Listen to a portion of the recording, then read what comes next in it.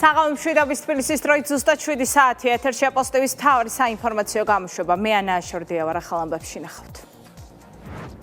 საქართველოს, აზერბაიჯანისა და თურქეთის ერთობლივი სტრატეგიული მნიშვნელობის პროექტი ბაქო-თბილისი-ყარსის სარკინიგზო ხაზი ოფიციალურად ამოქმედდა. დეტალები მთავარ გამოშვებაში.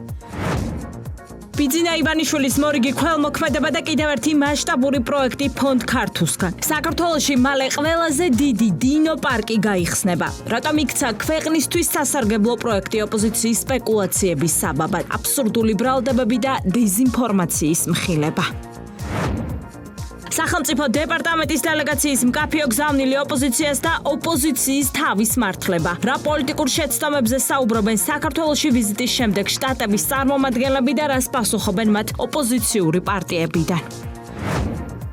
ოფიციალური ბერლინის ორმაგი სტანდარტი და გერმანიის ელჩის ქსენოფობიური შინაარსის გზავნილი. როგორ ესმის პეტერ ფიშერს დიპლომატიის არსი და რას პასუხობს მართველი გუნდი გერმანული მხარის უსამართლო მიდგომებს.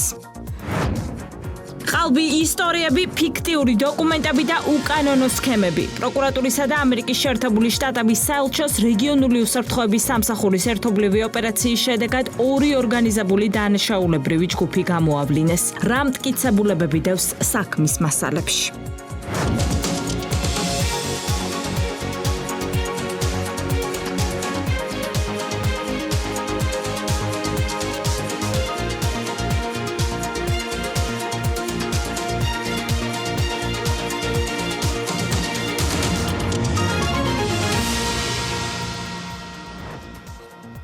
გაზრდილი გამტარუნარიანობა, შემცირებული ლოჯისტიკური დრო და დამატებითი სატვირთო ნაკადები. ბაქო-თბილისი-ყარსის ახალი სარკინიგზო მაგისტრალი დღეიდან ოფიციალურად გაიხსნა.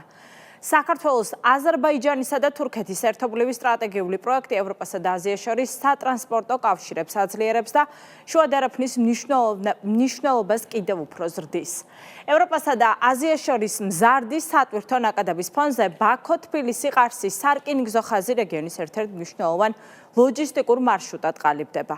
გეოპოლიტიკური გამოწვევების ფონზე მსოფლიო უსაფრთხო და სტაბილური სავაჭრო მარშრუტების ძიებაში ამ პროცესში კი ბაქო-თბილისი-ყარსის რკინიგზის მნიშვნელობა კიდევ უფრო იზრდება.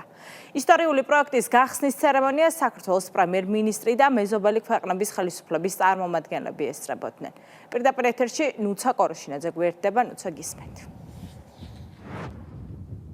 დღეიდან ბაქო-თბილისი-ყარსის ახალი სარკინიგზო ხაზი ოფიციალურად გაიხსნა. ეს არის 3 ქვეყნის ერთობლივი სტრატეგიული პროექტი, რომელსაც დაკავშირებადობის თვალსაზრისით განსაკუთრებული მნიშვნელობა და როლი ენიჭება. განსაკუთრებით კი იმ ფონზე, როდესაც გეოპოლიტიკური ვითარებიდან გამომდინარე ახლა ყველა ერთად უსაფრთხო გზების ძიებაშია. აღნიშნული პროექტის შედეგად მნიშვნელოვნად შემცირდება ტვირთმბრუნვის გადაზიდვის დროც.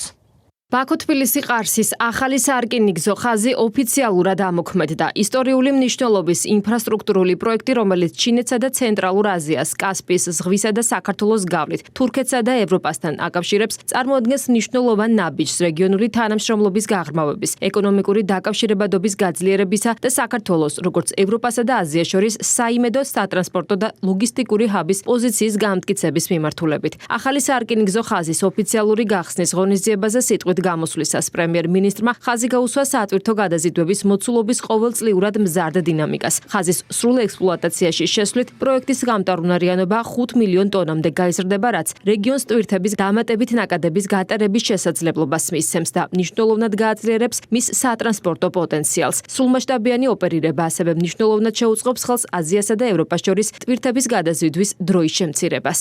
ბაქო-თბილისი-ყარსის რკინიგზით, რომელიც 2017 წლიდან დღემდე სატესტო რეჟიმში ფუნქციონირებდა, საპილოტო რეჟიმში გადაიზიდა 1,8 მილიონ ტონაზე მეტი ტვირთი, მათ შორის 90,000-მდე კონტეინერი. ამ პერიოდის განმავლობაში მკაფიოდ გამოიკვეთა სატვირთო გადაზიდვების მზარდი დინამიკა, რაც კიდევ ერთხელ ადასტურებს ამ სატრანსპორტო დერეფნის ეკონომიკურ და ლოგისტიკურ მნიშვნელობას. ეს სარკინიგზო ხაზი შუა დერეფნის განუყოფელი ნაწილია, შუა დერეფანს კი ევროპისა და აზიის დაკავშირებადობაში, როგორც მოგეხსენებათ, განსაკუთრებული მნიშვნელობა ენიჭება. მარშრუტის სრულად ამოქმედებით სარკინიგზო ხაზის გამტარუნარიანობა წელიწადში 5 მილიონ ტონას მიაღწევს, რაც მნიშვნელოვნად ზრდის ჩვენი რეგიონის სატრანზიტო შესაძლებლობებს და კიდევ უფრო აძლიერებს შუა დერეფნის კონკურენტუნარიანობას. ბაქო-თბილისი ყარსის სარკინიგზო ხაზი კიდევ უფრო ახლოვებს ევროპასა და აზიას და აძლიერებს ჩვენი რეგიონის სტრატეგიულ მნიშვნელობას მსოფლიოს სავაჭრო და ლოგისტიკურ ქსელში. საქართველო აქტიურად განაგრძობს სტრატეგიული ინფრასტრუქტურის განვითარებას, მათ შორის ანაკლიის ღრმაწყლოვანი პორტის მშენებლობას, საერთაშორისო აეროპორტების გაფართოებასა და მოდერნიზაციას, ავტომაგისტრალებისა და სარკინიგზო ქსელის განახლებას. ეტაპობრივად იზრდება შესაბამისი სატრანსპორტო და ლოგისტიკური შესაძლებლობები, რაც კიდევ უფრო აძლიერებს ჩვენი ქვეყნის, როგორც ევროპისა და აზიის საიმედო და ეფექტიანი დამაკავშირებლის როლს. აღნიშნული სარკინიგზო ხაზის სრულფასოვანი ამოქმედებისთვის აზერბაიჯანის შესაბამის უწყებებთან აქტიურად მუშაობდა საქართველოს ეკონომიკისა და მდგრადი განვითარების სამინისტრო შპს მარაბდა კარწახის რკინიგზასთან და საქართველოს რკინიგზასთან ერთად. ეკონომიკის მინისტრის განცხადებით, ახალი სარკინიგზო მარშრუტი ქმნის დამატებით გამტარუნარიანობას რეგიონში, მნიშვნელოვნად უწყობს ხელს სატვირთო ნაკადების მარშრუტების დივერსიფიცირებას და აძლიერებს რეგიონის დაკავშირებადობას. ბოლო წლებში მსოფლიოში განვითარებულმა პროცესებმა კიდევ უფრო ნათლად აჩვენა უსაფრთხო, საიმედო და პროგნოზირებადი სატრანსპორტო მარშრუტების მნიშვნელობა. სწორედ ამიტომ იზრდება შუა დერეფნის მიმართ საქართველოს ინტერესი და სწორედ აქედან გამომდინარე იზრდება ჩვენი ქვეყნების მნიშვნელობა აი ამ მნიშვნელოვან პროცესში. ბაქო-თბილისი ყარსის მარშრუტზე გადაზიდული კონტეინერების რაოდენობა თითქმის 6-ჯერ აღემატებოდა წინა წლის მაჩვენებელს. ეს მიუთითებს არა მხოლოდ მზარდ მოთხოვნაზე, არამედ მარშრუტის დიდ პოტენციალზეც. ამ მიმართულებით განსაკუთრებული მნიშვნელობა აქვს საქართველოსა და აზერბაიჯანს შორის თანამშრომლობის გაღრმავებას. ბაქო-თბილისი ყარსი საქართველოს გრძელვადიანი სატრანსპორტო ხედვის განუყოფელი ნაწილია. ანაკლიის ღრმაწყლოვან ნავსადგურთან, აღმოსავლეთ-დასავლეთ მაგისტრალთან, რკინიგზის მოდერნიზაციასა და სხვა მსხვილ ინფრასტრუქტურულ პროექტებთან ერთად ეს ქმნის ახალ სატრანსპორტო არქიტექტურას, რომელიც აძლიერებს საქართველოს როლს. ბაქო-თბილისი ყარსის სარკინიგზო ხაზი საქართველოს, აზერბაიჯანისა და თურქეთის ერთობლივი სტრატეგიული პროექტია, რომელსაც მნიშვნელოვანი როლი აქვს ევროპასა და აზიას შორის დაკავშირებადობის გაძლიერებაში. სწორედ ამ მიმართულებით პროექტის მნიშვნელობას გაუსვეს ხაზი პროექტში მონაწილე ქვეყნების წარმომადგენლებმა. ბაქო-თბილისი ყარსის პროექტი ბაქო-თბილისი-ჯეიჰანის პროექტის გაგრძელება იყო. ეს არ იყო მხოლოდ სამუშაო პროცესი, ეს იყო მნიშვნელოვანი ნაბიჯი ტვირთზიდვის საქმეში. დღეს ბაქო-თბილისი ყარსი არის კონკურენტუნარიანი ტრანზიტული გზა. რამდენიმე დღის წინ აზერბაიჯანის პრეზიდენტის და პრემიერ ირაკლი კობახიძეს შორის გაფორმდა ხელშეკრულება. ყველა პროექტი, რომელიც განხორციელდა, არ იქნებოდა საქართველოს პრემიერის, აზერბაიჯანისა და თურქეთის პრეზიდენტის უშუალო მონაწილეობის გარეშე. მინდა მადლობა გადავუხადო ყველას, ვინც ამ პროექტის განხორციელებაში მიიღო მონაწილეობა.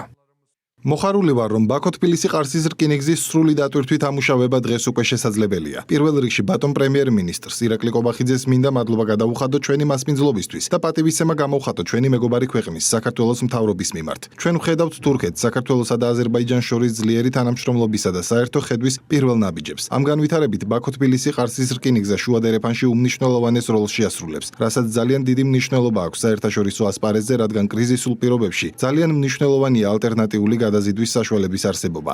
ბაქო-თბილისი ყარსის სარკინიგზო ხაზის საქართველოს მონაკვეთზე ოპერატორის ფუნქციას საქართველოს რკინიგზა განახორციელებს. ხაზის ეფექტიანი მართვისა და კოორდინაციის მიზნით კი საქართველოსა და აზერბაიჯანს შორის დაარსდა ერთობლივი საწარმო, რომელიც უზრუნველყოფს ინფრასტრუქტურის მართვას და მის გამართულ ფუნქციონირებას. ეს პროექტი მნიშვნელოვნად აძლიერებს საქართველოს სატრანზიტო ფუნქციას და აძლიერებს ჩვენ დაკავშირებადობას, როგორც კიდევ ერთხელ არო შუა კორიდორისთვის, ასევე მნიშვნელოვანია, რომ აზერბაიჯანისთვის და თურქეთისთვის ხდება უფრო პირდაპირი კავშირი და ყველა ქვეყნის და რეგიონში ჩვენ ხვდებით უფრო ძლიერი დაკავშირებადობის თვალსაზრისით და აძლიერებს ჩვენ სატრანზიტო ფუნქციას ეტაპობრივად და ეს პროექტი არის ერთ-ერთი ის, რომელიც აძლიერებს ჩვენ როლს შუა კორიდორში და რეგიონის მასშტაბში. მარაბდა კარწახის სარკინიგზო მონაკვეთის საერთო სიგრძე 180 კილომეტრია. პროექტის ფარგლებში რეაბილიტაცია, რეკონსტრუქცია ჩაუტარდა 153 კილომეტრს, ხოლო აშენდა 27 კილომეტრის სიგრძის სრულიად ახალი ევროპული სტანდარტების მქონე სარკინიგზო მაგისტრალი. მარაბდა კარწახის მონაკვეთი მოიცავს ახალ და რეაბილიტირებულ სარკინიგზო ხიდებს, თანამედროვე სტანდარტების მქონე სადგურებს და ქვესადგურებს, ასევე საქართველო-თურქეთის დამაკავშირებელ სასაზღვრო სარკინიგზო გვირაბსა და ახალქალაქის საერთაშორისო სარკინიგზო სადგურს, რომელიც თანამედროვე ლოგისტიკურ მოთხოვნაზეა მორგებული. საქართველოს ხელისუფლება სტრატეგიული ინფრასტრუქტურის განვითარებას მომავალშიც აქტიურად გააგრძელებს. ბიძინა ივანიშვილის მორიგი ქველმოქმედება და კიდევ ერთი საჩუქარი სახელმწიფოს ფონდ ქართლისგან. მალე საქართველოში ყველაზე დიდი დინო პარკი, დინოტოპია გაიხსნება. გამორჩეულ პროექტს თარინგ ჯორჯია განახორციელებს. თანამედროვე შემეცნებით გასართობის სივრცეს შეკვეთილში ციცინათელას პარკის მიმდებარედ განთავსდება, შედეგად კი ერთიანი ტურისტული კომპლექსი შეიქმნება. მასშტაბური პროექტის განხორციელების მიზნით საქველმოქმედო ფონდმა არასასოფლო სამეურნეო დანიშნულების მიწის ნაკვეთი უკვე შეიძინა და სახელმწიფოს უსასყიდლოდ გადასცა. ქვეყნის ეკოსისტემისთვის, ტურიზმისა და ეკონომიკისთვის მომგებიან პროექტს ტრადიციულად უპირისპირდება ოპოზიცია, რომელმაც ბიძინა ივანიშვილის ქველმოქმედება დეზინფორმაციისა და სპეკულაციების მორიგ თემად აქცია. დეტალებს ანა შანიძე გიამბობთ. კიდევ ერთი ახალი ტურისტული ზონა შეკვეთილში. მასშტაბური გასართობ-შემეცნებითი პროექტის განხორციელება უკვე დაწყებულია. მალე საქართველოში ყველაზე დიდი დინოპარკი, დინოტოპია გაიხსნება. უნიკალურ მასშტაბურ პროექტს თარინგ ჯორჯია ფონდ ქართუს ხელშეწყობით განახორციელებს. ამ მიზნით საქველმოქმედო ფონდმა შპსო აკვაცენტრისგან მიწის ნაკვეთი შეიძინა და სახელმწიფოს უსასყიდლოდ გადასცა. ფონდი ქართუ აგრძელებს თავის საქველმოქმედო საქმიანობას, რასაც აკეთებს 3 ათწლეულის განმავლობაში. ჩვენ ასე ვთქვათ, გვაქვს უამრავი პროექტი მთელი ქვეყნის მასშტაბით, მათ შორის ბუნებრივია კონკრეტულად აჯარა-გურიის რეგიონში და ეს არის ერთ-ერთი მსგავსი პროექტი, რასაც ფონდი ახორციელებს. შეთანხმება საქველმოქმედო ფონდ ქართუსა და სახელმწიფო ქონების ეროვნულ სააგენტოს შორის 27 მაისს შედგა. ეს ბიძინა ივანიშვილისგან კიდევ ერთი საჩუქარია საქართველოსთვის, თუმცა ქვეყნის ტურიზმისა და ეკონომიკისთვის მომგებიან პროექტს ტრადიციულად დეზინფორმაციული კამპანიით დაუპირისპირდა ოპოზიცია და ქვეყნისთვის გაღებული მორიგი ქველმოქმედება სპეკულაციების საბაბად აქცია. ოპოზიციურმა მედიამ და მათმა ექსპერტებმა ქველმოქმედების მიზნით დადებული ხელშეკრულების უკანონოდ გარიგება წარმოჩენას ცადეს და საეჭვო ტრანზაქციებზე ალაპარაკდნენ. ანგარიშზე რა საქველმოქმედო მიზანი შეიძლება უკავშირდებოდეს ამ მიწის ნაკვეთის შეძენა, ნამდვილად კითხვის ნიშნის ქვეშ დგას და ჩდება ლოგიკური შეკითხვა, ხომ არ არის ეს უბრალოდ საქველმოქმედო ფონდიდან თანხების ჯიბეში გადატანა. ის რაც აბესაძისთვის კითხვის ნიშნებს აჩენს, საფუძველს მოკრებულია ფონდი ქართუსთვის. ნიკოლოზ ჩხეტიანი ქველმოქმედების ნეგატიურად წარმოჩენის მცდელობებზე საუბრობს და არგუმენტირებულად განმარტავს, რატომ, როგორ, რის საფუძველზე და რა მიზნით მოხდა ნაკვეთის შეძენა. ფონდის სამეთვალყურეო საბჭოს თავმჯდომარის განცხადებიდან ირკვევა ისიც, რომ ოპოზიციურმა მედიამ დეზინფორმაციულ რეპორტაჟში მიწის ფართობის შესახებაც კი სიცრუე გაავრცელა და 2,7 ჰექტარი 27 ჰექტრად წარმოაჩინა. ჩვენ მოგმართა სახელმწიფო ორგანიზაციამ თარინგ ჯორჯიამ, რომელიც მართავს სახელმწიფო აქტივებს, მათ შორის Black-Sea Arena-ს და მრავალ სხვა აქტივს. მათ აქვთ საინტერესო პროექტი, კონკრეტულად ეგრეთ წოდებული დინოტოპიის ტიპის პარკის მოწყობის პროექტი. მოეწონათ მიწის ნაკვეთი, რომელიც ეკუთვნოდა ჩვენს სტრუქტურაში შემოვალ ერთ-ერთ ორგანიზაციას და გადაწყდა ამ ნაკვეთის გადაცემა სახელმწიფოზე, მათივე, ანუ სახელმწიფოს მხრიდან ინიციატივის გამოჩენის შემდეგ. ბუნებრივია, ჩვენს სტრუქტურაში, ანუ ქართულ სტრუქტურას გულისხმობ საქველმოქმედო საქმიანობას ფონდი ახორციელებს, შესაბამისად ფონდმა გამოისყიდა იმ საბაზრო ღირებულებით, რაც იყო ის ნაკვეთი იმ ორგანიზაციიდან, იმიტომ რომ ის ორგანიზაცია ფუნქციონირებს თავის, ასე ვთქვათ, კომერციულ საწყისებზე. ჩვენ გამოვისყიდეთ ეს მიწის ნაკვეთი და შემდგომში ვაჩუქეთ სახელმწიფოს. ანუ არის პირწმინდა მარტივად, ასე ვთქვათ, განხორციელებული ტრანზაქცია, ეს არის ქველმოქმედება, არის საჩუქარი, რაც ფონდმა გაუკეთა სახელმწიფოს. სხვათა შორის სიუჟეტებში იმდენად არაპროფესიონალურად და იმდენად ასე ვთქვათ, აბსურდული იყო ყველაფერი, რომ გაათმაგეს ტერიტორია. ანუ იდეაში რომ იკითხო, ეყნობოდნენ იმ ამონაწერს, რაც საჯარო რეესტრში დაფიქსირდა და იქ ნულების დათვლაც არ იციან. 2,7 ჰექტარი იყო ეს ნაკვეთი და არა 27 ჰექტარი, რაც გაჟღერდა. მაგრამ ეს ზოგადად ეს ძალით ჰიპერტროფირება და გაბუქება ყველაფრის, ეს ასე ვთქვათ, სავიზიტო ბარათია შესაბამისი მედიების და იმ ექსპერტების, რომელთაც ასე ვთქვათ, მათ გვერდში უდგათ და ეხმარებიან ამ აბსურდული ბრალდებების გავრცელებას. ოპოზიციას ფონდ ქართულ საქველმოქმედო პროექტებით სპეკულაცია არაერთხელ უცდია. სწორედ აღნიშნულ ფაქტებს იხსენებს პრემიერ-მინისტრი. ირაკლი კობახიძის განცხადებით, ნეგატიური კამპანიებით ოპოზიცია მხოლოდ საკუთარი თავის დისკრედიტაციას ახდენს. ეს არ არის პირველი შემთხვევა, თქვენ იცით რომ არაერთი ასეთი ობიექტი შექმნა ბატონმა ბიძინაევანიშვილმა და შემდეგ გადასცა სახელმწიფოს და ყოველ ჯერზე ასეთი ქველმოქმედების ფონზეც კი ოპოზიცია ახერხებს ხოლმე სპეკულირებას, რაც მათ სახეზე მეტყველებს, თუმცა საბოლოო ჯამში თქვენ ხედავთ რომ ამით ისინი ვერაფერს აღწევენ, გარდა იმისა რომ ისევ და ისევ საზოგადოების თვალში ხდება მათი დისკრედიტაცია. ქველმოქმედების წინააღმდეგ მიმართულ დეზინფორმაციულ კამპანიაზე საუბრობენ სახელმწიფო გუნდში. მმართველ პარტიაში აღნიშნავენ, რომ ოპოზიცია აბსურდული ბრალდებებით საქველმოქმედო ფონდის იმიჯის დაზიანებას, სიკეთის ნეგატივით გადაფარვას და ბიძინა ივანიშვილზე თავდასხმას ცდილობს. ფულის გატაცების სქემა ზუსტად ისეთივე სიმართლეა, როგორც დენდროლოგიურ პარკთან დაკავშირებით ამბობდნენ, რომ ბიძინა ივანიშვილს უნდა გადაუხადონ თანხები, ისე ვერავინ ვერ მოხდება ამ პარკში და ხედავთ, რომ პარკი არის უფასო და ყველა საქართველოს ყველა მოქალაქეს, ყველა ტურისტს შეუძლია თავისუფლად შევიდეს ამ პარკში და სარეკრეაციო სივრცით ისარგებლოს. რა თქმა უნდა, მავნებლობას, რა თქმა უნდა, სრუპენტელობას საზღვარი არ აქვს, მათ შორის ამ კუთხითაც და ყველაფერი კარგი, რაც არის ჩვენი ქვეყნისთვის, ჩვენი ქვეყნის მოსახლეობისთვის და ჩვენი ქვეყნის მომავლისთვის, ეს რა თქმა უნდა, შეუგნათ ესახება კოლექტიურ ნაცმოძრაობას. არც ერთი წამით არ შეჩერებულა თავდასხმა ქართულზე, ქართულ ჯგუფზე, ბიძინა ივანიშვილის ოჯახზე ზოგადად. ნებისმიერი კეთილი საქმე საზოგადოებისთვის სასარგებლო საქმე, რაც გაუკეთებიათ, რაც აკეთებენ, ყოველთვის იყო თავდასხმის ობიექტი თითოეული ასეთი ძალისხმევა თუ ასეთი საქმე. და ესეც კიდევ ერთხელ აჩვენებს ამ ძალების, ამ ადამიანების სახეს. მათთვის არ არის საინტერესო, კარგი რა ხდება ქვეყანაში, არ არის საინტერესო, რა შეიძლება სასიკეთო გააკეთოს ამა თუ იმ ადამიანმა, მათ აქვს თავიანთი პოლიტიკური ინტერესი. სად გაგიგიათ, რომ რაღაც კომერციული მიზანი გქონდეს. უზარმაზარი თანხა გადაიხადო და მე სახელმწიფო საჩუქო და კიდევ იმაზე ვერ ლაპარაკო. მე რომ ეს რაღაცა კომერციული ინტერესების გამო გაკეთდა. აი, როდესაც ტყუილს გეგმავ, ჭკუასთან ახლო ტყუილი მაინც დაგეგმე. იმდენად უნიჭო ადამიანები გეგმავენ ახორციელებენ 24 საათიც კი ვერძლებს. რა დადებით შედეგებს და ეკონომიკურ სარგებელს მოუტანს ქვეყანას ახალი მასშტაბური პროექტი. ამის შესახებ საუბრობენ Starring Georgia-ში. კომპანიაში განმარტავენ, რომ პროექტი ხელშეუწყობს ახალი სამუშაო ადგილების შექმნას და რეგიონის ტურისტული პოტენციალის გაზრდას.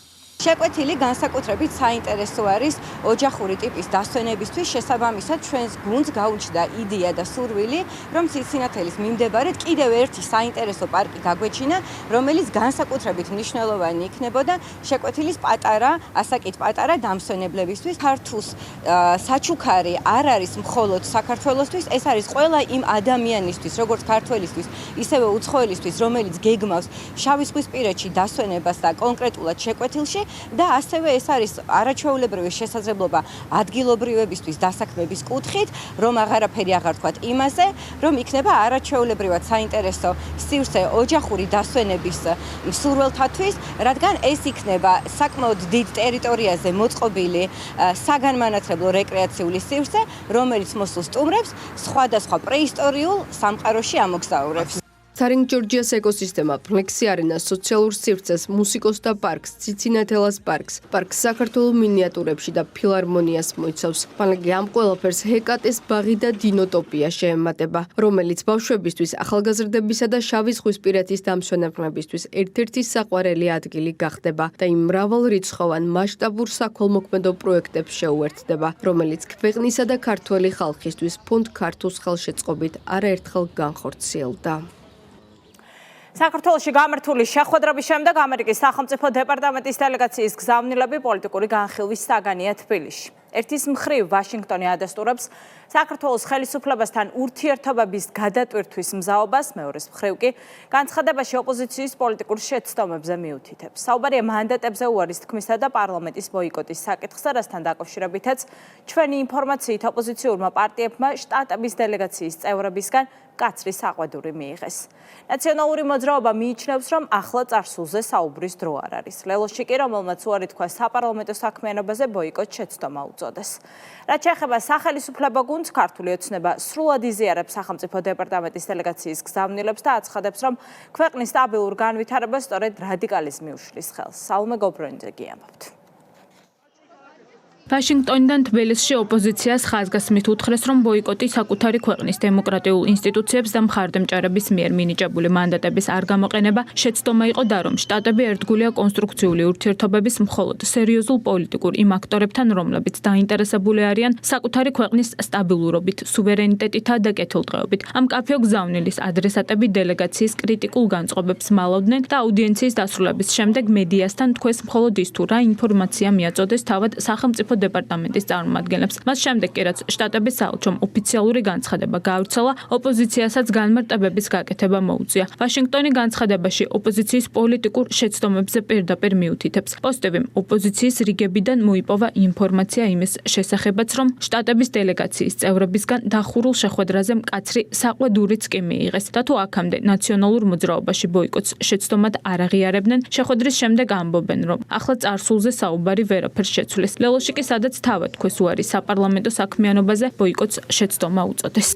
ბოიკოტი და არჩევზე უარის თქვა ვერ იქნება სწორი გზა წინ. შესაბამისად ჩვენ მივესალმებით სახელმწიფო დეპარტამენტის ამ პოზიციას, რომელიც ძალიან მკაფიოდ შავით თეთრზე ამბობს, რომ არჩევნებში მონაწილეობა და არჩევნების გამოყენება არის კრიტიკულად მნიშვნელოვანი. აწერია საყვედური წარსულში რა გადაწყვეტილებები იქნა მიღებული ამის განხილვას ჩვენ ბუნებრივია ვერ დავიწყებდით ის მოცემულობა უნდა მივიღოთ, რომელიც ეხლა გვაქვს. ის რასაც ვაშინგტონიდან გაფრთხილებული ოპოზიციის ნაწილი ახლა პოლიტიკურ შეცდომად აფასებს დიდი ხნის წინ თქვეს მართულ გუნდში, რომ თითოეულმა პოლიტიკურმა პარტიამ პასუხისმგებლობა უნდა აიღოს საკუთარი ამომრჩევლის წინაშე და პარლამენტში წარმოდგენილ მანდატს პატივისცეს. წინა ადმინისტრაცია პირიქით ყველაფერს აკეთებდა იმისათვის, რომ ოპოზიციას არ ესარგებლა საკუთარი მანდატებით. ეს ხდებოდა 2020 წლის საპარლამენტო არჩევნების შემდეგ, 2024 წლის არჩევნებისთვისაც ასე შეამზადეს პროცესები. და საბოლოო ჯამში ამან გამოიწვია ის, რომ ერთ შემთხვევაში დაგჭირდა მთელი მოლაპარაკებები, დაგჭირდა შეთანხმების ხელმოწერა და ამის შემდეგაც კი არ შემოდიოდა ოპოზიციის ნაწილი პარლამენტში და 2024 წელს 4-დან 3 ბარიერ გადალახული პარტია არ შემოვიდა პარლამენტში. ამას პირდაპირ უწყობდა ხელს წინა ადმინისტრაცია.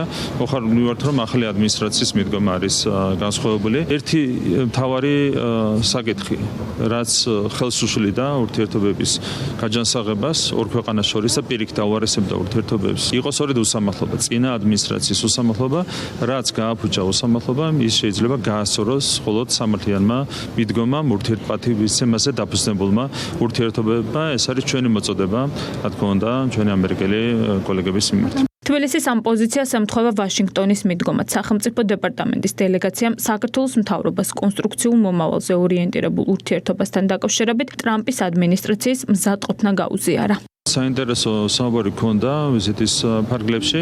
ჩვენი მიდგომა ისეთ როგორიც არის, ჩვენ გვაქვს გაცხადებული პოზიცია იმის შესახებ, რომ მზად ვართ სუფთა ფურცლიდან და კონკრეტული გზამკვლევით განვახლოს სტრატეგიული პარტნიორობა ამერიკის შეერთებულ შტატებთან. ეს არის სურვილი ჩვენი მხრიდან საჯაროდ გამოხატული და ერთი მთავარი მიდგომა, რასაც ასევე ხაზს გავუსვამ, არის ის, რომ ეს ურთიერთობები და ურთიერთობების განახლება გადატვირთვა უნდა ეფუძნებოდეს სამართლიანობის პრინციპს. მივიდეთ ლოგიკურ დასასრულამდე. პროცესი მიდის სწორი მიმართულებით, ეს ამ შეხვედრებიდანაც მკაფიოდ გამოიკვეთა, იქნება ეს პოლიტიკური მიმართულებები, ეკონომიკა, უსაფრთხოება, განათლება თუ სხვა სექტორი და იმედი გვაქვს, რომ ჩვენ უახლოეს მომავალში შევძლებთ აი ამ სწორი მიმართულების მიყვანას ლოგიკურ დასასრულამდე, რაც არის სტრატეგიული ურთიერთობების აღდგენა. ინტერესების თანხმედრაზეა დამოკიდებული ჩვენი ურთიერთობების საბოლოო ჯამში გაღრმავება და რაც მთავარია, რეალურ სტრატეგიულ პარტნიორობაზე დაფუძნება. რაც შეეხება კონკრეტულად განცხადებას, კიდევ ერთხელ დადასტურდა, რომ რა თქმა უნდა ამერიკის შეერთებული შტატების მოქმედი ადმინისტრაცია, რომელსაც მთავარი არის რა თქმა უნდა დემოკრატიული საწყისები, ვერანაირად ვერ მოიწონებდა და რა თქმა უნდა მკაცრად გააკრიტიკებდა იმ ანტიდემოკრატიულ სვლებს, რომელთაც დაკავებულია კოლექტიური ნაცმოძრაობა. ამერიკის შეერთებული შტატების სახელმწიფო დეპარტამენტის წარმომადგენლები თბილისს 25-28 მაისის ჩათვლით სტუმრობდნენ. შეხვედრა შედგა პრემიერ-მინისტრთან, ვიცე-პრემიერებთან, საგარეო საქმეთა და სახელმწიფო მინისტრებთან. დელეგაციამ შეხვედრა გამართა საქართველოს კათოლიკოს პატრიარქთან და 4 ოპოზიციურ პარტიასთან. ვიზიტის დასრულების შემდეგ კი ოფიციალური ვაშინგტონიდან გზავნილი მკაფიოა. ურთიერთპატივისცემა, საერთო ინტერესები და გულწრფელი დიალოგი. შტატები ამ პრინციპების დაცვით ქართულ სახელმწიფოსთან ახალი ეტაპის დასაწყებად მზად არის. უკვე 8 თვეზე მეტია საქართველოს ელჩი გერმანიის ხელისუფლებისგან აკრედიტაციის პროცედურის დასრულებას ელოდება, რის გამოც ალექსანდრე კარტოზიას დიპლომატიური საქმიანობის შესრულების საშუალება არ ეძლევა. გერმანიის საგარეო საქმეთა სამინისტროს ვებგვერდზე კი საქართველოს ხელისუფლების შესახებ მონაცემები 2 წელზე მეტია არ იცვლება. რწმუნებათა სიგალის მიღების პროტოკოლის გაჭიანურებისა და მონაცემების განუახლებლობის მიზეზებზე ოფიციალური ბერლინი დუმს. მართველი გუნდისთვის კი გერმანიის დუმილიც და არამეგობრული ქმედებებით საქართველოსთან უსამართლო მიდგომების კიდევ ერთი ილუსტრაციაა. ჩვენი ქვეყნის მიმართ ოფიციალური ბერლინის პოლიტიკას სამარცხვინოს უწოდებენ ალტერნატივა გერმანიისთვის წევრები. თეკლა ბესტავაშვილი გიამბობთ.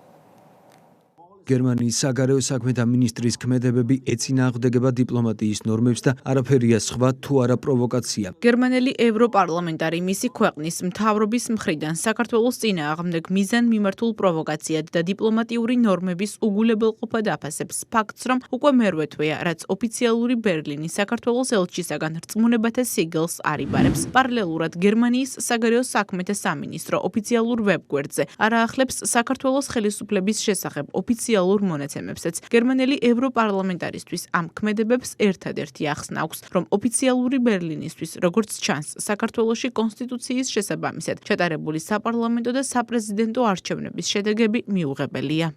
როგორც ჩანს, ბერლინს არ სურს საქართველოში არსებული პოლიტიკური რეალობის მიღება. მსგავსი ქმედებები საქართველოს ეროვნული სუვერენიტეტისთვის პირდაპირ გამოწვევას წარმოადგენს. ცხადია, ეს ნაბიჯი გეოპოლიტიკურად არის მოტივირებული. როგორც ჩანს, არც ბრიუსელი და არც ბერლინი არ არიან მზად მიიღონ ის ფაქტი, რომ საქართველოს არ სურს მეორე უკრაინად იქცეს. ისინი ასევე უკმაყოფილოები არიან საქართველოს გადაწყვეტილებებით დაიცვას ქრისტიანული და ტრადიციული ღირებულებები იმ იდეოლოგიის ფონზე, რომელსაც მისი მომხრეები ვოუკ იდეოლოგიას უწოდებენ. გერმანიამ უნდა იმუშაოს საქართველოსთან კონსტრუქციული დიპლომატიური ურთიერთობების აღსადგენად, რაც გულისხმობს ალექსანდრე კარტოზიას აკრედიტაციას და გერმანიის საგარეო საქმეთა სამინისტროს ვებგვერდზე საქართველოს პრეზიდენტთა სიიდან სალომე ზურაბიშვილის ამოღებას.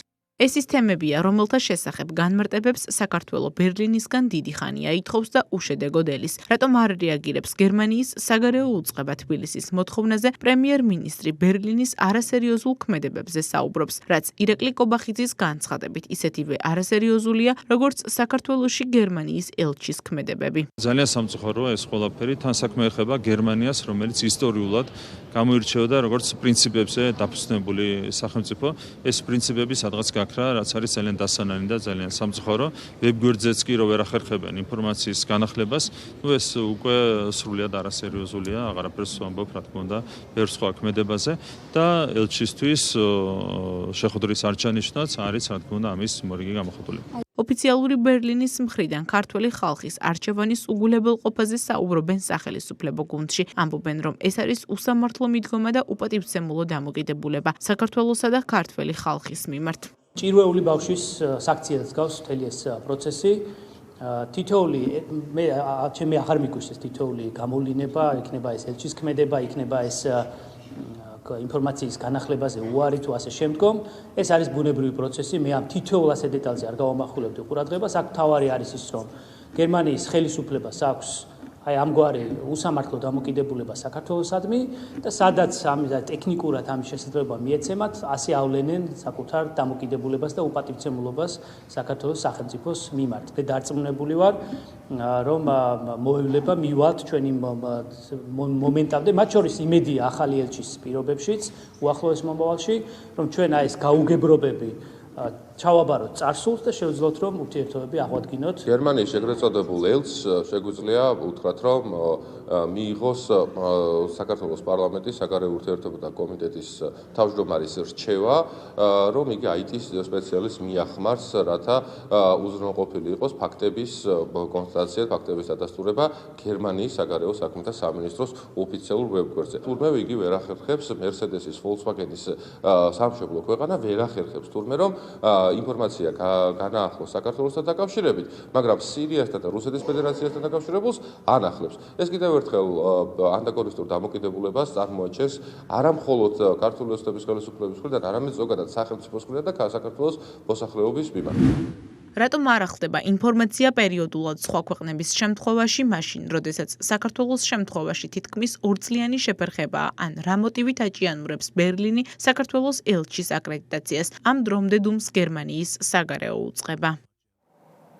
ოფიციალური ბერლინის უსამართლო პოლიტიკის პარალელურად ხელისუფლება გერმანიის ელჩის მხრიდან დიპლომატიური სტანდარტების დარღვევაზე მიუთითებს. ამჯერად პოლიტიკური განხილვის საგანია პეტერ ფიშერის ქსენოფობიური შინაარსის გზავნილი, სადაც დიპლომატმა საქართველოსა და მეზობელ ქვეყნებს შორის ურთიერთობებზე საუბრისას თქვა, რომ ქართველებს არ სურთ იყვნენ აზერბაიჯანელები, რუსები, თურქები ან ირანელები, მხოლოდ სომხეთთან ურთიერთობა კი მისი თქმით საქართველოსთვის საკმარისი არ არის. ქართული ოცნება ფიშერის გზავნილში ქსენოფობიურ ნიშნებს ხედავს და გერმანელ დიპლომატს ახსენებს, რომ მსგავს პოლიტიკას მსოფლიომ უარი 80 წლის წინ უთხრა. დეტალებით ნანუკა წითელაშვილი.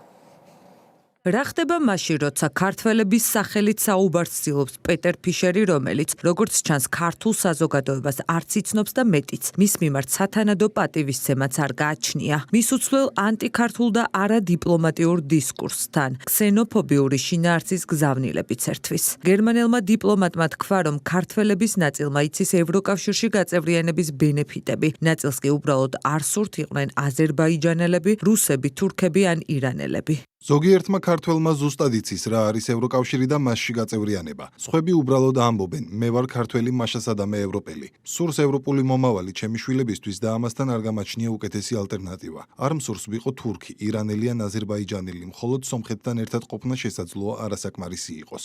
აიღებს თუ არა გერმანიის საელჩო ამჯერად მაინც პასუხისმგებლობას მისი ელჩის არაკონსტრუქციულ ქცევაზე. ამ საკითხზე დიპლომატიურ წარმომადგენლობას კონკრეტული კითხვებით მიმართეთ, თუმცა პასუხის ნაცვლად კვლავ დუმილი მივიღეთ.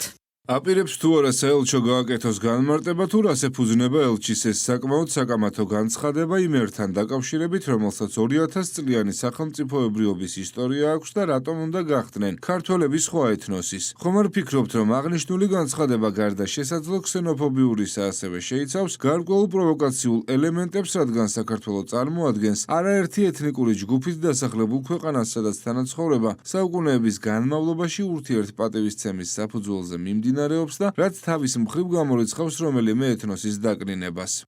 გერმანელი დიპლომატის ქსენოფობიური განცხადება ერთდროულად არასწორი, სამწუხარო და დასანანია მთავრობის მეთაურისთვის. ირაკლი კობახიძის განცხადებით პეტერ ფიშერის მხრიდან საქართველოს მეზობელი და მეგობარი ხალხის უარყოფით კონტექსტში მოხსენიება სერიოზულ შეფასებას არ იმსახურებს. სამწუხაროა, დასანანია.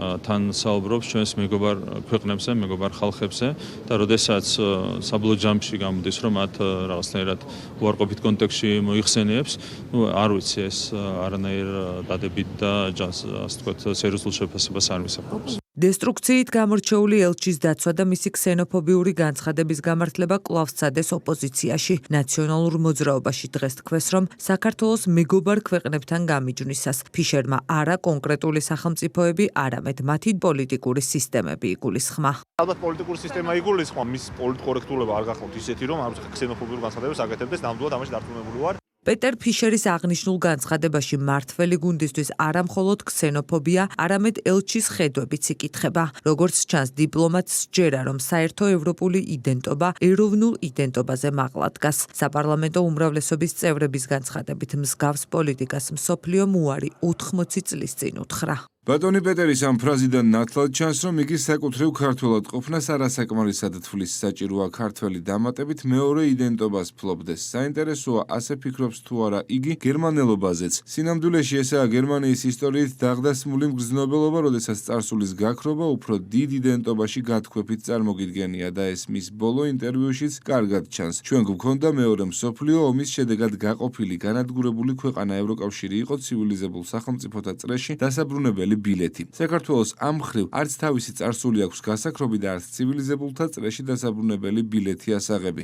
ეს განცხადება ძალიან კარგად აჩვენებს ამ კონკრეტული ელჩის რეალურ სახეს თუ აქვს კომპეტენციას, მე ვერ გეტყვით, იმიტომ რომ ასე დაუფიქრებლად, ასეთ მნიშვნელოვან რეგიონში, ასე გაისროლო სიტყვები, ქსენოფობიური განცხადებები აკეთო. ამ დამოკიდებულებას უარი უთხრა ევროპამ 80 წლის წინ. სამწუხაროდ ხედავთ, რომ პიტერ ფიშერის გონებაში და ქმედებებში, მის სიტყვებში დაბრუნებული არის 30-იანი და 40-იანი წლების გერმანიის მაშინდელი ძალიან მწარე გამოცდილება, რომელსაც არა მხოლოდ ევროპა, არამედ მთლიან კაცობრიობამ უარი უთხრა. პეტერ ფიშერი დიდი ხანია საქართველოს სტუმართმოყვარეობით სარგებლობს. აღნიშნული ქსენოფობიური განცხადება კი მისი არადიპლომატიური ქცევებიდან ერთადერთი არ არის.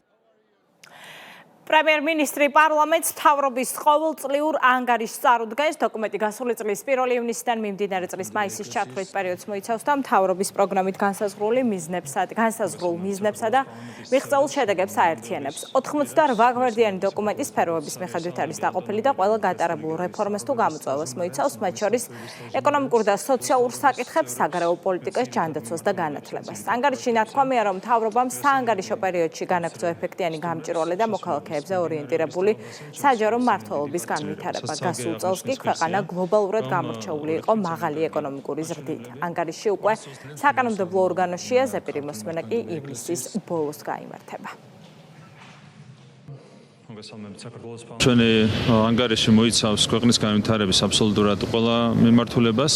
ეს არის, რა თქმა უნდა, ეკონომიკის საკითხები, ეს არის სოციალური საკითხები, ეს არის საგარეო პოლიტიკური თემები, ჯანდაცვა, განათლება და ეს შემდეგ.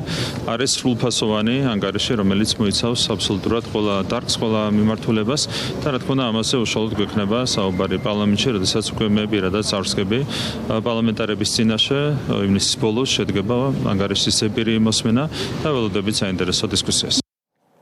ყალბი ისტორიები, ფიქტიური დოკუმენტები და უკანონო სქემები პროკურატურისა და ამერიკის შეერთებული შტატების საელჩოს რეგიონული უსაფრთხოების სამსახურის მიერ ერთობლივად ჩატარებული ღონისძიების შედეგად ორი ორგანიზებული დანაშაულებრივი ჯგუფი გამოვლინდა.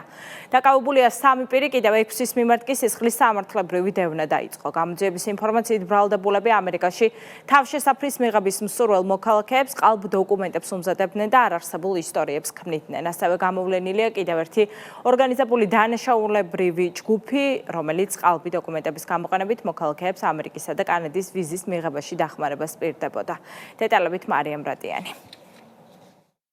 მასშტაბური თაღლითური სქემა და გამოვლენილი ორგანიზებული დანაშაული. საქართველოს პროკურატურამ ამერიკის შეერთებული შტატების საელჩოს რეგიონული უსაფრთხოების სამსახურთან ერთად ჩატარებული საგამოძიებო ღონისძიების ფარგლებში 3 პირი დააკავა. 6-ის მიმართ კი სისხლის სამართლებრივი დევნა დაიწყო. გამოძიების ინფორმაციით საქართველოს 4 მოქალაქისგან შემდგარი დანაშაულებრივი ჯგუფი მსურველებს ამერიკაში თავშესაფრის და კანადის ვიზის მიღებაში დახმარებას პირდებოდა. წინასწარ შემუშავებული სქემა ყალბი ისტორიების შექმნას, მტკიცებულებების შეგროვებასა და სასამართლოში მხარდაჭერას გულისხმობდა. ეგრეთ წოდებული кейსების გასამყარებლად დანაშაულებრივი ჯგუფი ქვეყანაში პოლიტიკური თუ სექსუალური ნიშნით დევნის ყალბ ისტორიებს ქმნიდა. გარკვეული თანხის სანაცვლოდ ბრალდებულები დახმარებას აღუთქვამდნენ შტატებში ჩასულ და საემიგრაციო პატიმრობაში მყოფ ქართველებსაც, რომელთაგანაც მათ მოტყუებით 10,000 ამერიკული დოლარი მიითვისეს.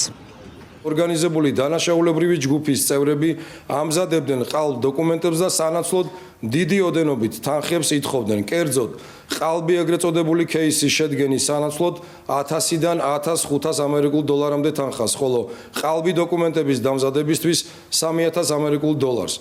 გარდა მითითებული თანხებისა, თავშესაფრის მაძიებლის საქმის წარმოებისა და წარმატებით დასრულებისთვის თითეული მოქალაქისაგან ითხოვდნენ და იღებდნენ დამატებით 6000-დან 8000 ამერიკულ დოლარამდე თანხას. გამოვლენილი მეორე ორგანიზებული დანაშაულებრივი ჯგუფი სოციალური ქსელის საშუალებით პოულობდა და ვიზის მიღებაში დახმარებას აღუთქვამდა ასევე შტატებში გამგზავრების მსურველ პირებს. ვიზის მიღების შემთხვევაში კი მათ 10-დან 15000 ამერიკულ დოლარამდე თანხის გადახდას თხოვდა. ჯგუფის წევრებმა 65 საქართველოს მოქალაქეს ამერიკის საელჩოში წარსადგენად დაუმზადეს და გადასცეს ყალბი ოფიციალური დოკუმენტები, რომელთა გამოყენებითაც მოქალაქეთა ნაწილმა შეძლო ვიზის მიღება. ვიზის მიღების შემდეგ მათ 112,000 ამერიკული დოლარი ხელზე გადასცეს ორგანიზებული დანაშაულებრივი ჯგუფის წევრებს. ყველა მოქალაქეს, ვისაც დანაშაულებრივი ჯგუფის წევრები ეხმარებოდნენ, ვიზა გააუქმდა. ორგანიზებული დანაშაულებრივი ჯგუფის წევრებმა ყალბი დოკუმენტების გამოყენებით ფინანსური სარგებლის სახით მოქალაქეებისაგან მიიღეს 142,786 ამერიკული დოლარი, 15,095 ლარი და 1560 евро. საკითხს დღეს ქვეყნის პრემიერ-მინისტრიც გამოეხმაურა. ირაკლი კობახიძემ საგამოძიებო ღონისძიებებში ჩართულ მხარეებს მადლობა გადაუხადა და სამომავლო თანამშრომლობისთვის მზაობა გამოთქვა. კარგი მაგალითი იმისა, თუ როგორ შეიძლება წარმატებით ვითანამშრომლოთ პოლიტიკურ სამართლებრივ საკითხებზე. მადლობა მინდა გადავხადო ყველას, ვინც იყო ჩართული ამ საქმის გამოძიებაში, მათ შორის ჩვენი პროკურატურის წარმომადგენლებს.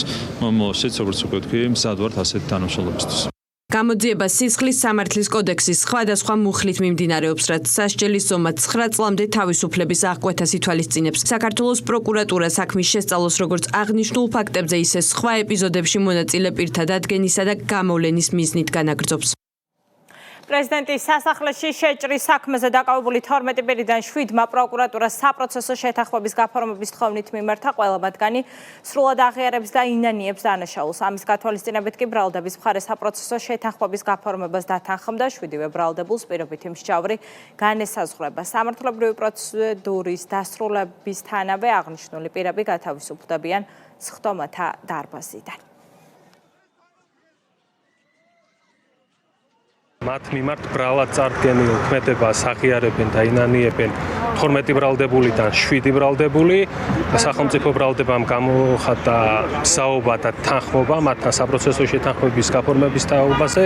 7-ვე ბრალდებულს გაუფორდება საპროცესო შეთანხმება პირობით მსჯავრზე. გიგა ავალიანის მკვლელობის საქმეზე მსჯავრდებულ დემეტრე ჩიქოვანს 9 წლით და 9 თვით, ანი ნასყიდაშვილს კი 5 წლით და 3 თვით პატიმრობა მიესაჯა. პროკურატურა დემეტრე ჩიქოვანს გიგა ავალიანზე თავდასხმის მომზადებას, ხოლო ანი ნასყიდაშვილს შეუტყობინებლობას ედავებოდა.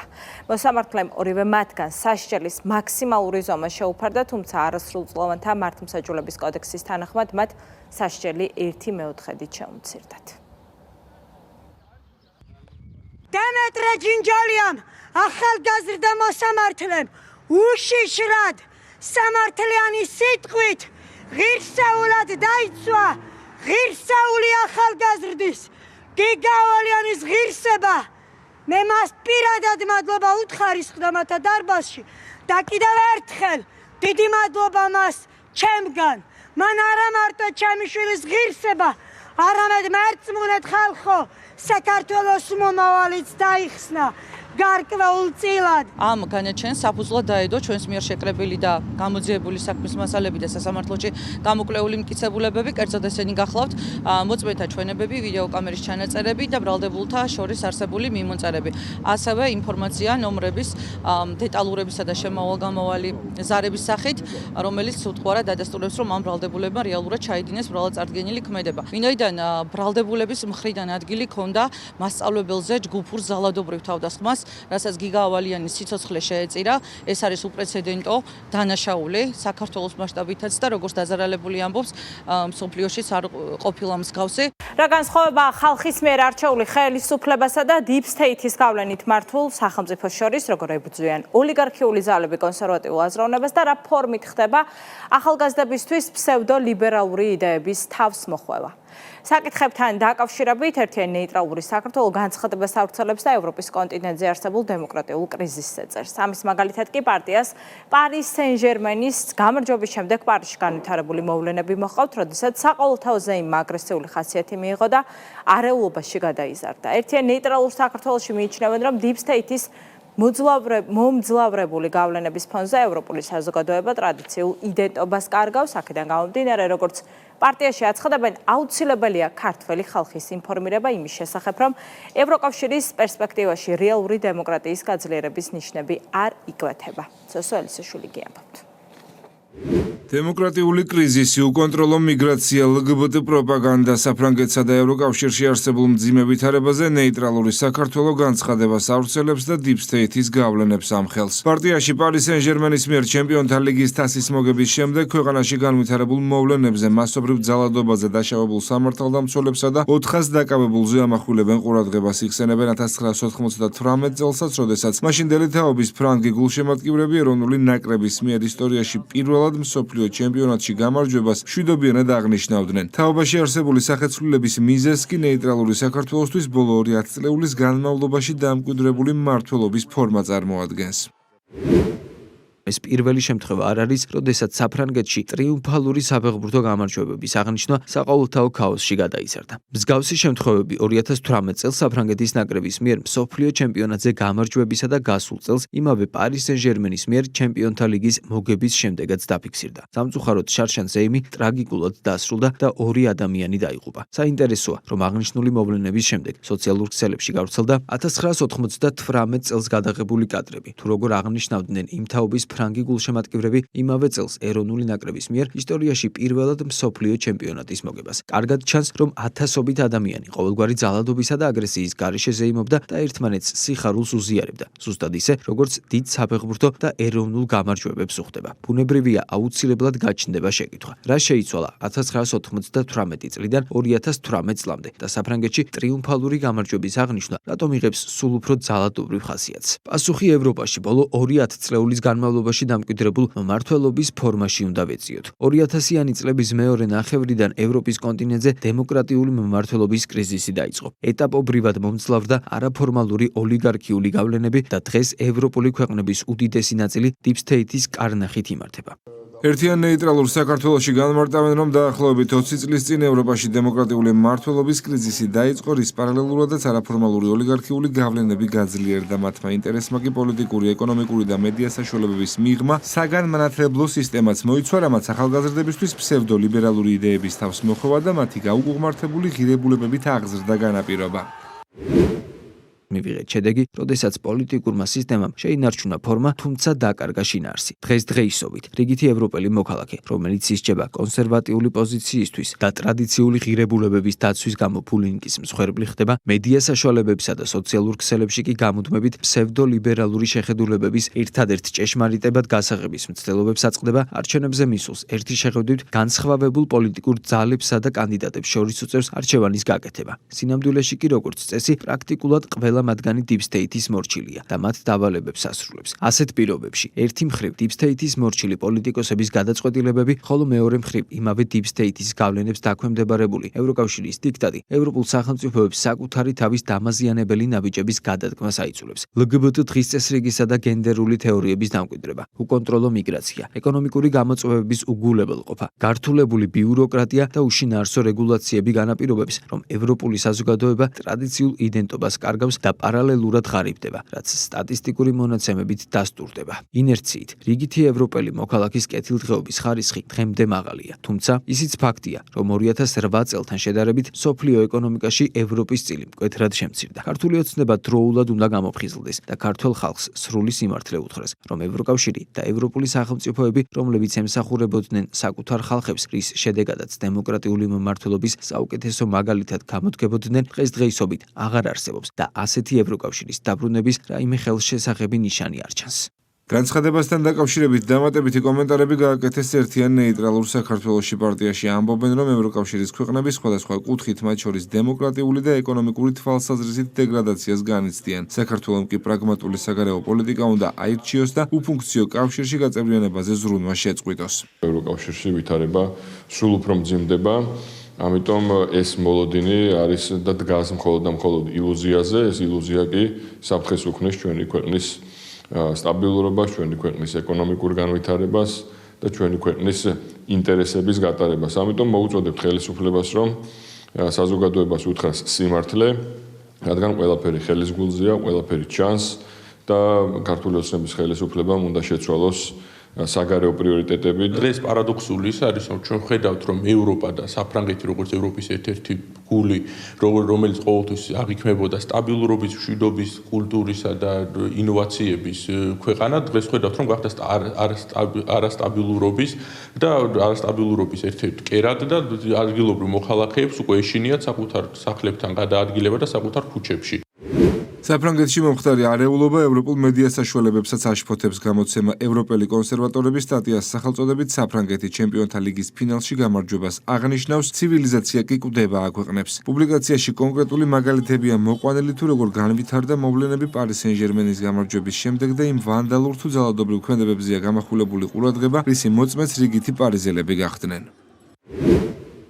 პარიზის გულში, ბასტილიის ოპერაში, წარმოდგენაზე დამსწრე აუდიტორია სპექტაკლის შემდეგ შენობაში ჩაიკეტა, რადგან დაცვის თანამშრომლებმა ჩათვალეს, რომ ქუჩაში არსებული პირობები საკმარისად უსაფრთხო არ იყო შენობის დასატოვებლად. ტროკადეროზე, ეიფელის კოშკიდან ქვის სასროლ მანძილზე, ტერორისტების მსგავსად ჩაცმული პირები ხმამაღლა ყვიროდნენ ბინ ლადენს. მემარცხენე ფიგურებს შორის რეალობის უარყოფა საკმაოდ გავრცელებულია სრულიად გასაგები მიზეზის გამო. იდეოლოგიურად წარმოუდგენელია არსებულ სიტუაციაზე პასუხისმგებელი მორიგებელი პირებისთვის საკუთარი ამომრჩევლების სტიგმატიზაცია.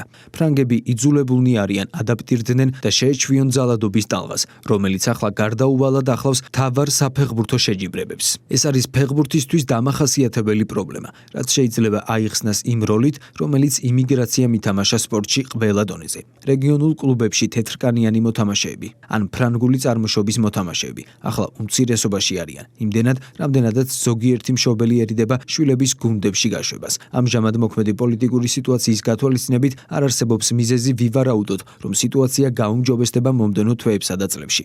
პარიზში განვითარებული მოვლენები არ აშფოთებს ქართულ ოპოზიციას. ნაციონალური მოძრაობის წარმომადგენლების ნაწილი საკითხის შეფასებას თავს არიდებს, ნაწილი კი ფიქრობს, რომ განსაკუთრებული არაფერი მომხდარა და ვანდალიზმი, მოქალაქეებზე თავდასხმა და ძალადობის სხვა გამოვლინებები პრობლემას არ წარმოადგენს.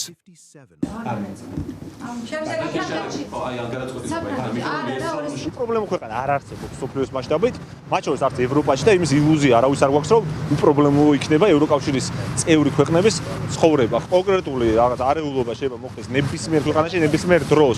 მმართველ პარტიაში განმარტავენ, რომ ევროკავშირის ქვეყნების ლიდერები სახელმწიფოებს საკუთარი მოქალაქეების ინტერესებიდან გამომდინარე არ მართავენ. მსგავსი არეულობების არ შემჩნევა კი მათ ორმაგ სტანდარტზე მეტყველებსაც მიუღებელია. რაც საფრანგეთში ხდება კიდევ ერთი უსტანდარტობის გამოხატულება. ჩვენ არსად არ გვინახავს ნათქვამი განცხადება, რომ საფრანგეთში დემოკრატიული უკუსვლა ან მშვიდობიან მომინტიგეებს სიტყვისა და გამოხატვის თავისუფლებით სარგებლობის შესაძლებლობა მოუსწრო ფრანგმა ხელისუფლებამ. როდესაც შენ 10 წლეულების განმავლობაში მთელი შენი მთავარი საზრუნავი არის რაღაცა სხვა და არა საკუთარი მოსახლეობის ინტერესები, ადრე თუ გვიან ეს პროცესი მიიყვანს თითოეულ ქვეყანას ამ შედეგებამდე.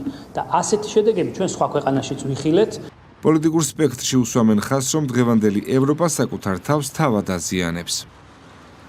საქართველოს პარლამენტის დელეგაცია ბელგრადში საპარლამენტაშორისო კავშირის კონფერენციაში მონაწილეობს. თანასწორობის ხელშეწყობა, გენდერული სტერეოტიპებისა და ნეგატიური სოციალური ნორმების ბარიერის დაძლევა, ღონისძიებაზე გენდერული თანასწორობის ხელშეწყობასა და შესაბამისი სტანდარტების დანერგვაზე იმსჯელეს. ამ მიმართულებით საკანონმდებლო და ინსტიტუციურ ნაბიჯებზე ისაუბრა სიტყვით გამოსვლის დროს საქართველოს პარლამენტის წევრმა ლიკა შარტავამ ყურადღება ქალთა უფლებების განმტკიცებაზე, გენდერულ თანასწორობაზე, ეკონომიკური გაძლიერების გზებსა და ძალადობის პროვინციის საკითხებზე გაამახვილა. კონფერენცია დღეს გაიხსნა და მას 65 ქვეყნიდან 420 დეპუტატი ესწრება.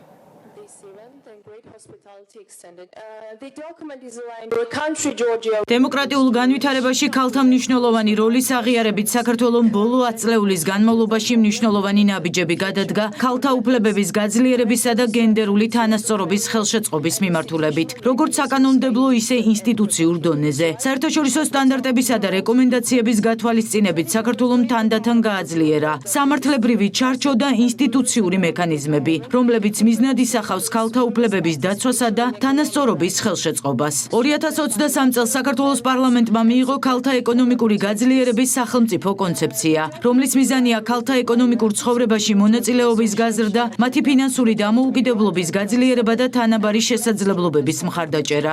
საქართველოს ბოლო წლებში მნიშვნელოვნად გაამკაცრა კანონმდებლობა და დანერგა დაცვის ახალი მექანიზმები ქალთა მიმართ ძალადობის წინააღმდეგ. საქართველოს გენდერული თანასწორობის გლობალურ რეიტინგებში სტაბილურ და თანმიმდევრულ პროგრესს აჩვენებს, რაც ნათლად ასახავს ქვეყანაში მიმდინარე რეფორმების ეფექტიანობას. მსოფლიო ეკონომიკური ფორუმის გლობალური გენდერული სხვაობის ინდექსის მიხედვით საქართველოს რეგიონში ერთ-ერთი ლიდერია, თუმცა მიუხედავად ეროვნულ და საერთაშორისო დონეზე მიღწეული პროგრესისა, სტერეოტიპები, დისკრიმინაცია და დეზინფორმაცია კვლავ მნიშვნელოვან გამოწვევებად რჩება, რაც აფერხებს არა მხოლოდ ქალთა პოლიტიკურ გაძლიერებას, ისე გლობალურ დემოკრატიულ პროგრესს. ეს იყო პოსტების საინფორმაციო გამოშვება 7 საათზე, მოხალამდე გემშვიდობებით ნახვამდის.